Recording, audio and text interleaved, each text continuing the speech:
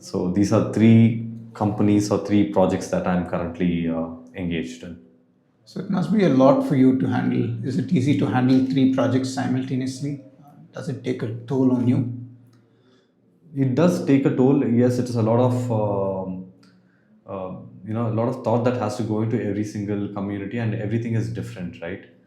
So it is extremely challenging, but somehow I'm able to latch onto that. The biggest problem is your context switching. So you are deep in one particular project, and then you have to switch your thought process into another project and talk about, let's say we're talking about sales in alumnatis, and suddenly there's a on ground issue with parkment. We have to switch our thought and go into that, and then suddenly there's one tender that is running live in another place, and we have to switch over and go into that. Okay. And then you have a sports event that is coming up, so we have to switch on and go into that. All this happens in this period of like 3 hours. It's not in a whole day, right? So it's a lot of context switching, which is challenging. More challenging part of it is to ensure that you don't dump a lot of work and a lot of thought on the people you are working with. Sometimes we are already there in that zone of understanding, and we've thought deeply about various aspects, but people whom we are working with are not integrated so much, because they are already maybe they're handling only one function. But when we go and give them a lot of, not even work, a lot of thought itself, that itself is very overwhelming. So I think there's a line that we need to draw in terms of how much information that we also throw out over there onto people. I think that's also very important. That's also quite a bit of a challenge. How does a normal day look for you with these three projects? As an entrepreneur, that's one thing, right? You can't draw a line between what time or what point in a day that you're working. So you wake up in the morning, whatever time that you wake up. I wake up, I'm an early riser, so 5 o'clock, 6 o'clock, whatever time that I wake up. And then you have a lot of thoughts that are already rushing. So you're slept on work and you wake up and you already have a lot of thoughts. So it becomes important for us to organize those thoughts and put it in some place, so that you can push out those thoughts once people get to work. Right? So the work starts as soon as we wake up. I think that's where it starts for an entrepreneur. And then you do whatever you have to do, whether you're going to the gym or you work out, wherever. And then you have, again, the thoughts coming in. So I would say to a certain extent, you're disconnected but yet connected to your work at every single point in time. But actual structured work starts around 10:30, 11 o'clock in the morning.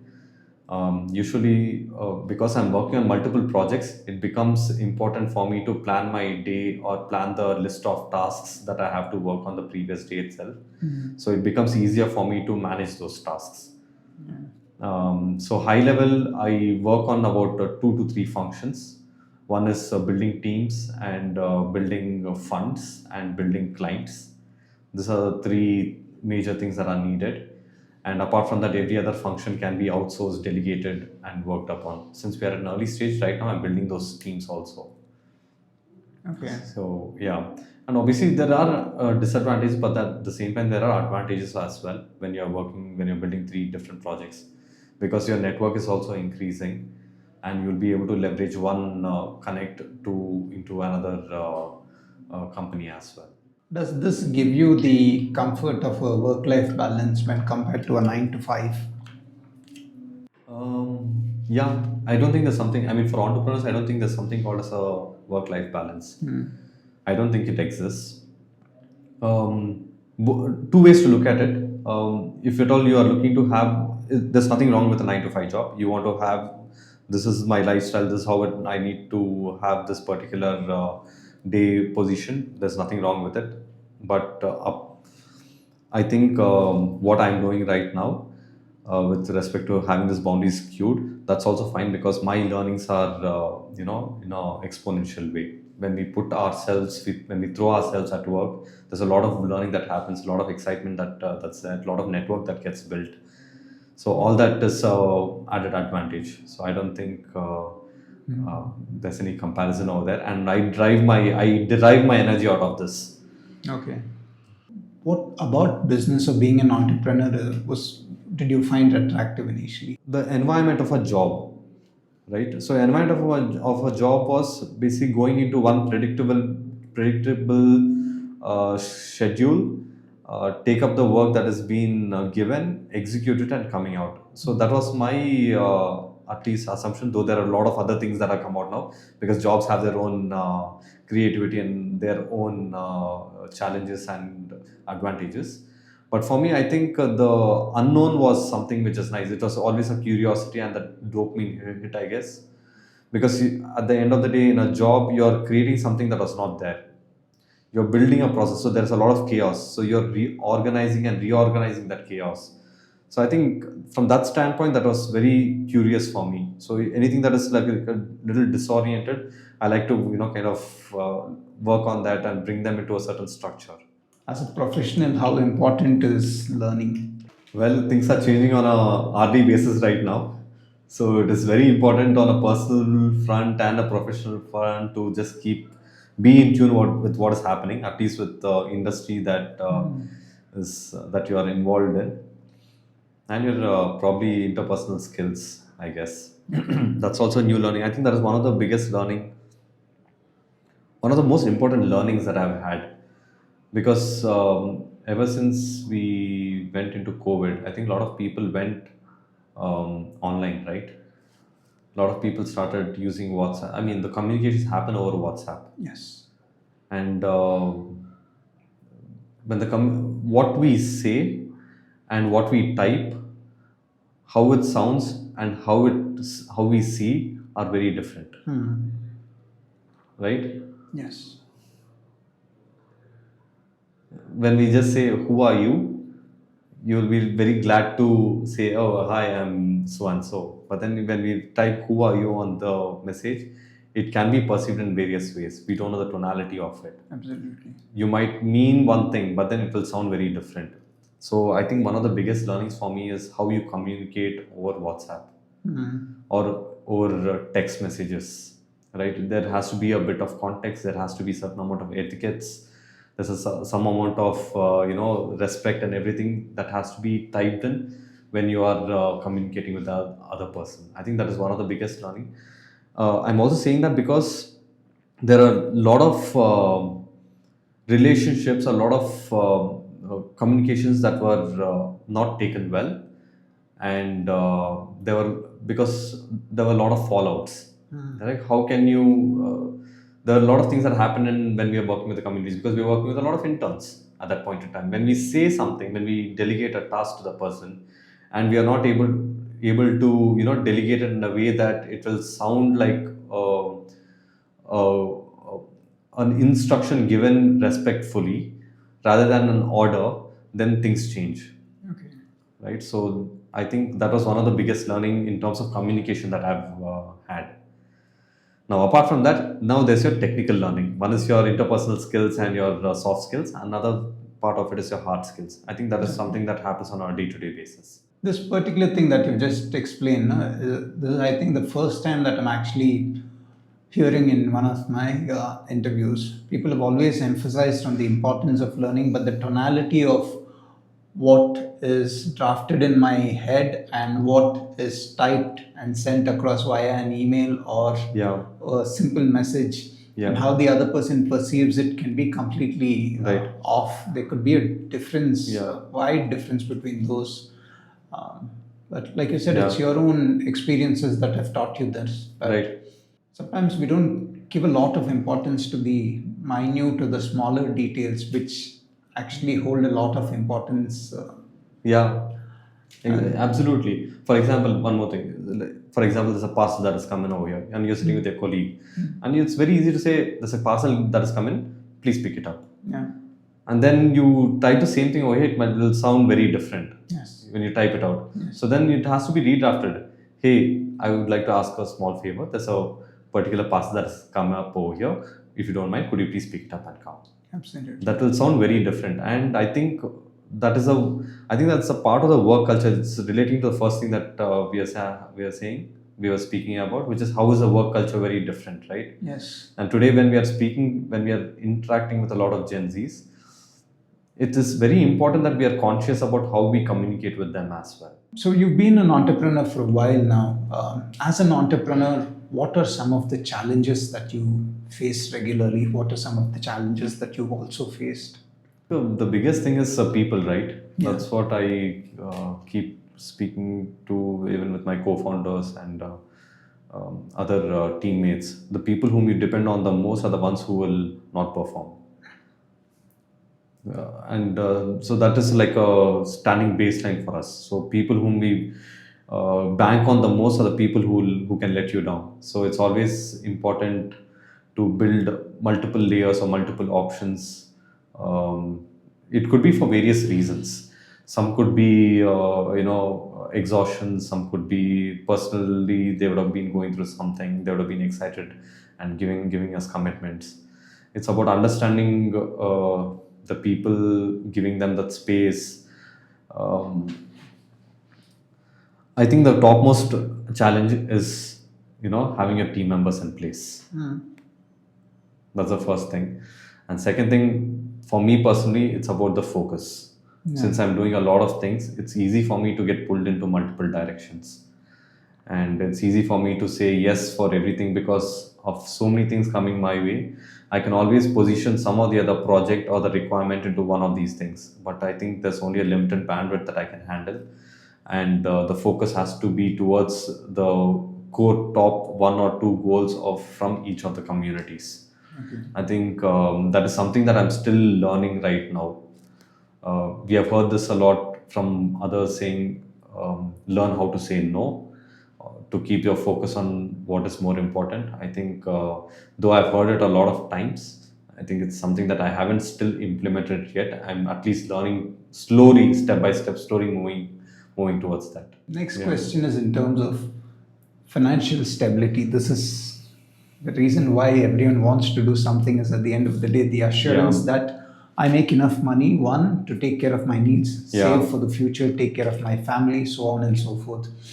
Um, from personal experience, I don't come from a business family. So when I took the decision of wanting to start my own projects, the biggest concern was not what projects are you going to build, or if who the support is, or who your audience is, or who your target is, or who your customers are, but will you make enough money?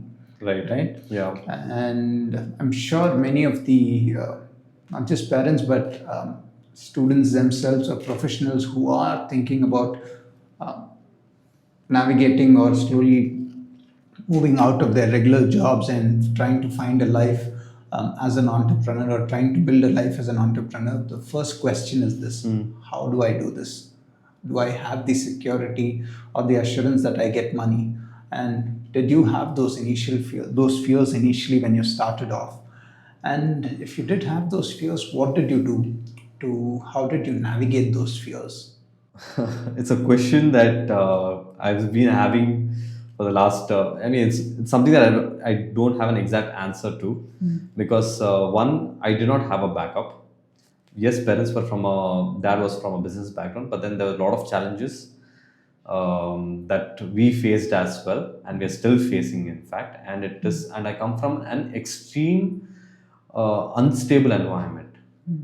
It is a very it's extremely chaos environment, because we have done a lot of business, but then we have encountered a lot of disasters as well. So it was a chaotic environment. I think that kind of built a little bit of thick skin for me. uh, Anyone who does not have a backup, I would suggest that they should definitely find a job or a part-time gig, because a lot of gigs are available. Find something to keep their basics in place, which I did not have at that point in time. It took me a lot of years to get to that place. But something also was different in my case, which is I was deeply driven by what I was working on. Okay. Right. So even when there was no money coming in on a month on month, year on year basis, I kept pushing and pushing and pushing. So that was a lot of trouble, lot of pain that was there. I don't think we should go through so much pain. Yeah. I went through it, but I don't. there are definitely some upsides to that, but I don't. It is worth it for me, but I don't think that is needed for everyone. Yeah. It's absolutely fine if they would like to preserve their peace and have some kind of a safety net. If there's a safety net from the parents, you don't have to think that, okay, it's my parents' money. It's still okay if you can take it and, do justice to the work that you are doing. If at all you're able to, get that kind of support from parents and you are able to accelerate in your career growth, then please, yes, that is not a problem. But then if that support is not there, then I think that is some kind of a safety net that has to be built. So you mentioned that it took you a few years before you could find some stability financially in your Yeah. professional front. So that period before you could hit stability, were there ever thoughts of giving up? Were there frustrating times? And the other things is what I can resonate with this because I've had to make sacrifices. Friends would send you a message saying, Hmm. this is where we're headed. But I had to look at finances, then I Yeah. had to opt out. Yeah. And these are things that emotionally start taking a toll. And then I start questioning my decisions, and reconsidering and reevaluating, is this all worth it? So did you go through a phase like that? How did you deal with these frustrations, these uncertainties? They keep, yes, from time to time, yes. And it was even more challenging because when I did not have money, even sometimes to catch an auto and get to office, I was offered jobs. And these jobs were all like very nice, cushy 40 lakh packages, 40 lakh. So I had three job offers. One was for about 15 lakhs when it was in 2014 when I started going behind the branding companies. One of our clients itself offered a job, and that was still a struggling phase for me. And I was like 27 then, and a 15 lakh package was very attractive. So I walked away from that. Then in 2016-17 time, I was like offered a 30 lakh package. This was in sales itself. I walked away from that. And 2018-19 time, I was even in a more critical stage where it was extremely challenging. There I was having almost 55 lakhs plus incentives package, Okay. and I walked away from that. So, but walking away, I never felt like a regret. I felt bad about walking away, but it was never a regret because I could never see myself being in a kind of constraint, I think. And it's always I wanted to build something by myself. And already there's a lot of work that had gone in over the period of like 4 years in the first job, of 6 years in the second, and like 8 years in the third. There's already a lot of value and the ecosystem that I'd created. It didn't seem that money that was coming in didn't seem worth it for me to kind of cut off from what I'd already built and going and taking up a job. Definitely sacrifices were there with respect to compromising on some of the activities that you would have done with your friends, and you would have traveled, you would have had nice clothes, nice things to splurge on, being those young 20 and 30-year-old guys. But ultimately, when we look at what I have learned and what we have built as an ecosystem and kind of information that we have absorbed and understanding of the world that we have got, I think all that was worth it. So, final question in this segment. Today, 15 years down the line, after all these opportunities, sacrifices, challenges, uh, if given an opportunity to go back and do things differently or do the same things over again, would you do it? I would definitely do the same things, but maybe in a slightly different way. I think today we have all this we have learned with so much of burning our fingers. Maybe if this kind of wisdom and a bit of knowledge and exposure was there, probably there would have been different ways in which we have done the same things, I guess. Is there anything you want to add here regarding your professional life? Something that we might have missed out that might help students? I think whatever we are doing, I think we should give our 100% efforts, no matter whether you like it or not. I think there's always a journey, and I think always that one particular work that you're doing will add up to your career somewhere, and it will come in handy at some point of the time or the other, no matter how different it is and how irrelevant it seems to you. I think that's very important thing. And every business whether it is relevant to my bigger goal, or rather I didn't have a goal at that point in time. One goal was solve that problem of the customer and make money. That was the only thing that we were looking at. But eventually these all will become the building blocks into something that will come in handy at a later point of time, and say that, okay, this is my larger goal in life, and all these things that I've done over the last, like, 1 year, 5 years, 10 years, 20 years will become building blocks of that bigger goal. I think that's very important. Like, I think we need to throw us, like, today people say, okay, what about this 10-hour work schedule, 12-hour work schedule, 14-hour work schedule?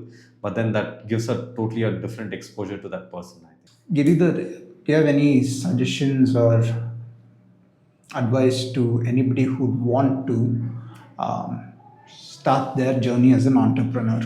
Uh, from your experience for all these years, for someone to become an entrepreneur, what could be the pitfalls that they could expect? What could be some of the emotional challenges that they could encounter day to day life? And how do they start navigating through these things? So, with respect to people who are looking to start up, I've seen this a lot in the last few years, that as an entrepreneur, you are very excited. Those are the what we call into cutlets. These are the guys who come into your entrepreneurship, right? And the first thing that we do is set up a company and take an office, and then put all your savings into something, and then start building a product. I think all of that, before you do all of that, come back to the customer side of things. See whether you can sell something or not, Yeah. and we're actually solving the problem of the customer or not. I think that's the first part of it. In fact, in 5 years, 4 5 years back, after a lot of burning, when we wanted to start a new business, new vertical, we thought, okay, all the money will be taken into one proprietorship firm where we don't have to spend money. And once we hit a certain target of, let's say, 15 lakhs, that's when we are going to incorporate a company. Right? Have some small targets, or achieve something that you can achieve before we set up a company, is what I would say. And see that you are getting the money from the customer, not from an investor. I think that's something that I have thought about many times, especially coming from a traditional business background. I used to never understand this valuations and all till I got into the VC industry itself. Though I understand it, I still come back to the basics of business, which is generating that initial money.